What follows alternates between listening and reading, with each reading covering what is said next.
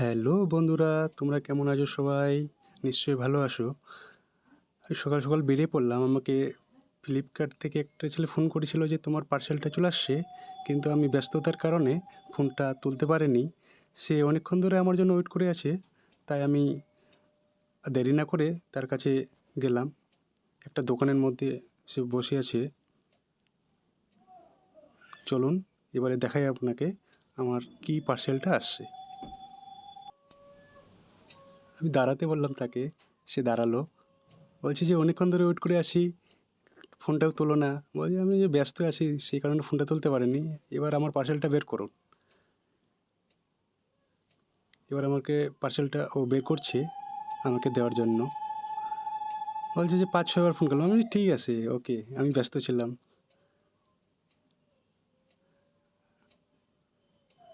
আমাদের পাশেরই হবে।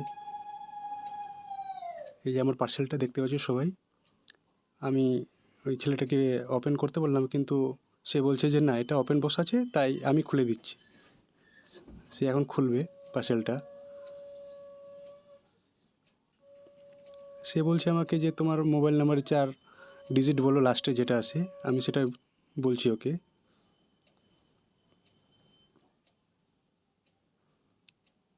বলার পরে এখন সে ওপেন করবে পার্সেলটি।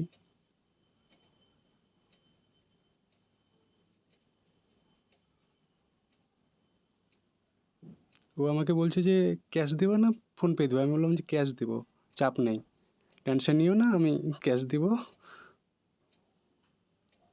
এখন ওপেন করছে পার্সেলটা আমার। ও, সো খুব ভালো।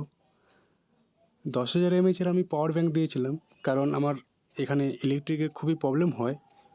মোটামুটি 3 দিন আগে আমার এখানে ঝড় বৃষ্টি হয়েছিল, সেই কারণে লাইনটা এত ডিস্টার্ব করছিল, 3 দিন ধরে লাইন ছিল না। সেই আমার খুব প্রবলেম হয়েছিল মোবাইল চার্জ না থাকাতে। সেই কারণে আমি ভাবলাম যে একটা পাওয়ার ব্যাঙ্ক নিয়ে নিই, আমার কাজে দেবে।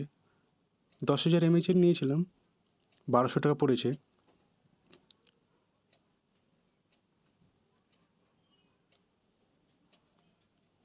সে এখন ওপেন করবে পার্সেলটি। ওপেন করছে।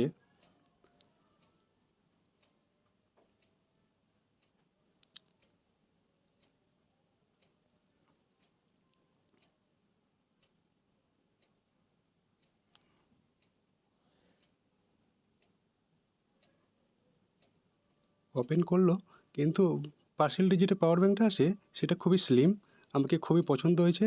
তোমাদের যদি পছন্দ হয় তাহলে তোমরাও অর্ডার করতে পারো। আমাকে খুবই পছন্দ হয়েছে পাওয়ার ব্যাঙ্কটি। 10,000 mAh, 1200 টাকা পড়েছে। তোমরাও যদি নিতে চাও তাহলে ফ্লিপকার্টে অ্যাভেলেবেল আছে, অর্ডার করতে পারো। আমার আসতে পরশুদিন অর্ডার করেছিলাম, আমার 2 দিন আসতে লেগেছে। রবিবারে সানডেতে আমি অর্ডার করেছি। তোমাদের যদি অবশ্যই ভালো লাগে তাহলে লাইক, কমেন্ট, শেয়ার অবশ্যই করবে।